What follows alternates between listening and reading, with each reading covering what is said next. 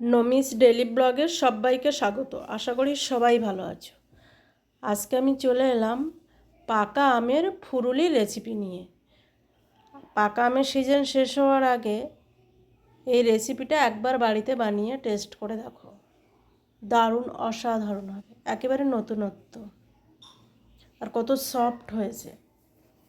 প্রথমে এখানে আমি দুটো পাকা আম ভালো করে ধুয়ে পরিষ্কার করে আমি টুকরো করে কেটে নিয়েছি। তারপরে আমি একটা মিক্সিং জারের মধ্যে আমের টুকরোগুলোকে দিয়ে একটা পেস্ট তৈরি করে নেব। এখানে দেখো আমি 1.5 খানা আম দিয়েছি।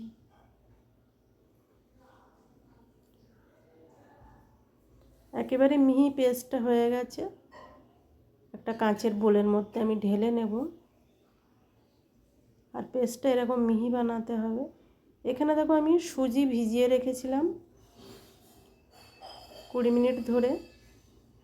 তারপর আমি দিয়ে দেব ময়দা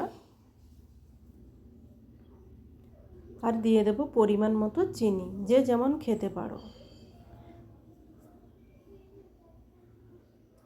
ভালো করে আমি ময়মটা করে নেব। তারপরে আমি দিয়ে দিলাম সামান্য নুন।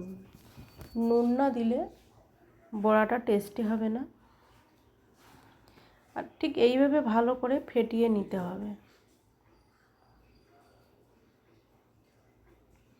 ঠিক এইভাবে তোমরাও বাড়িতে ট্রাই করতে পারো, খেতে কিন্তু দারুণ টেস্টি হয়। এটা স্টোর করেও রাখা যায়। তারপরে আমি এখানে একটা প্যানে সাদা তেল গরম হতে দিলাম। আর ঠিক এইভাবে একে একে ফুরুলিগুলো আমি দিয়ে দেব। আর ডোটা বেশি পাতলা করা যাবে না, ঠিক এইরকম।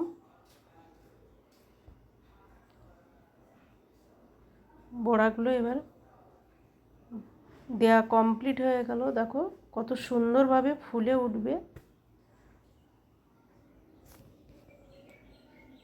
খুব ছোট করে আমি দিয়েছি, তবু দেখো কত বড় সাইজে হয়ে গেছে।